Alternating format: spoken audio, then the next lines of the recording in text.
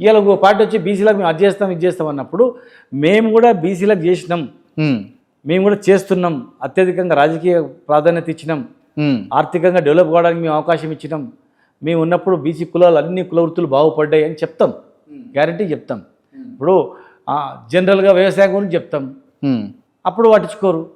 బ్రాహ్మణ పరిషత్ ఫస్ట్ వేద పాఠశాల కట్టించినాయి మహబూబ్నగర్లో, ఫస్ట్ వేద పాఠశాల పెద్దది. ఓకే, బ్రాహ్మణులకు ఇండ్లు ఇచ్చినాం. అది చెప్పుకున్నామా? అది చెప్తే కూడా ఏం చేస్తారంటే దాని గురించి మాట్లాడరు. అవన్నీ వదిలిపెట్టేసి బీసీ గురించి మాట్లాడక బీసీ గురించి మాట్లాడుతారని చెప్తారు.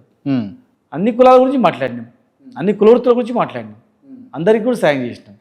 బీసీ వాదం ఒక పార్టీ మాట్లాడుతున్నప్పుడు మేము ఊరుకోం కదా. ఇప్పుడు మేము అందరూ ఓట్లు వేస్తేనే గెలుస్తారు.